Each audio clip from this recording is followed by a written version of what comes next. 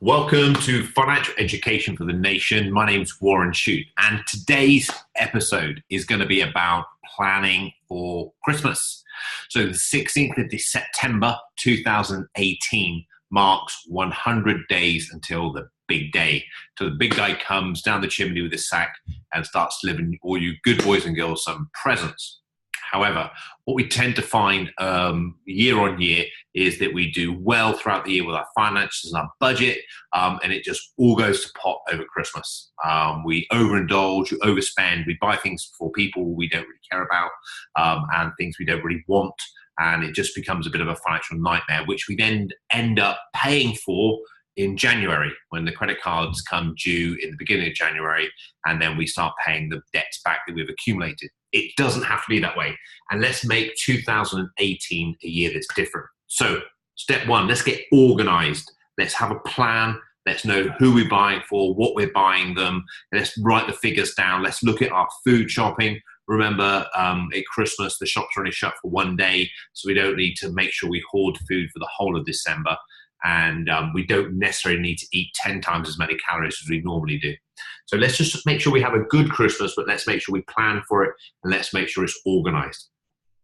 And don't normally talk about budgets. I don't really like budgets, but I think because Christmas is such an event, it would make sense for us to have a budget, a plan for that. So listing down the things that you need to buy and how much they might cost.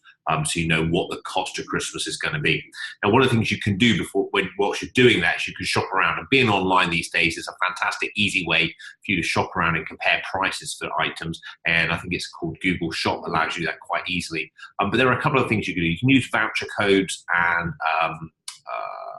Voucher Cloud, I think it's called, two sites that offer discounts and things on various spending shops and such like, so you can have a look at those. But also use the cashback sites like Top Cashback and Quidco, because they give you cashbacks on payments that you buy things online for as well. So take that into consideration when you're doing that. And when you've done your plan, you've done shop around, look at your total, and then go shopping once you know what you're in for, the total cost. The other thing you can consider doing is boosting your income. So have a look at how much money you've got available to shop with, but also have a look around the house. See if there are things that maybe were bought last year or for birthdays that you just bought throughout the year and you're no longer using. This is a prime time for people to be going on places like eBay and the Facebook shop site to buy items for their Christmas. So why not you be the seller? So start getting those things listed, clean them up, make sure they're good. Make sure you're selling good stuff. Don't sell junk and crap that nobody really wants. You'll only be disappointed. Make sure it's good, decent stuff. List it online. Give a good time amount to sell it, and then get that listing. When that money comes through, you can use that money to help fund this year's expense. So we've been a bit more organized as well. If you're doing any traveling over Christmas, going to see some friends or family in distant places, make sure you book your tickets in advance, whether you're on the coach or the train. There are good discounts to be had if you book tickets in advance and set the times and things, so you know what you're doing. But one thing really what you take from this message is Christmas is one day. It is one day out of 365. Don't spoil 2019 just for a great Christmas here. Have a great Christmas and make sure it's fantastic, but let's set 2019 off on the right foot and make it amazing, even better than this year. One thing you can look at is maybe making Christmas about people and friends and family and your neighbors as opposed to things. Just consider those people in your neighborhood who are on their own at Christmas, whether they're elderly or single people, and just think about those and maybe invite them in. It would be a great way to be fulfilled over Christmas by making sure you reach out to those people who are maybe a little less fortunate than ourselves. So this was my message for today. 16th of September 2018 will mark the 100 days to Christmas. As we run up to Christmas, let's make it a good one.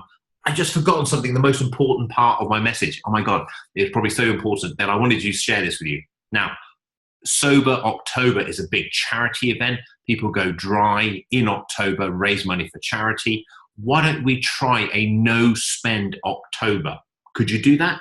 A no-spend October. And what I mean by that is not spending any of your variable money, your WAM, basically if you run the bank account system, in October.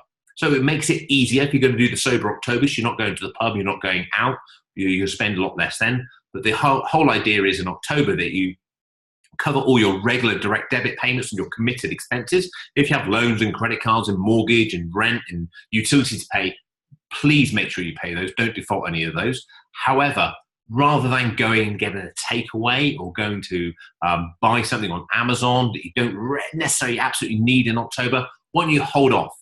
Cut your food shopping down to basics and see how a no-spend October would go for you. And then with that saving, you can then add that saving to your Christmas spend.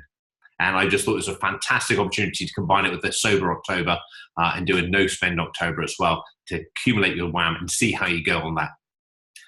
This has been everything for me today. Hope it's been useful and interesting. Please give me some comments and feedback. Love to hear from you. My name is Warren Shute, and this is Financial Education for the Nation.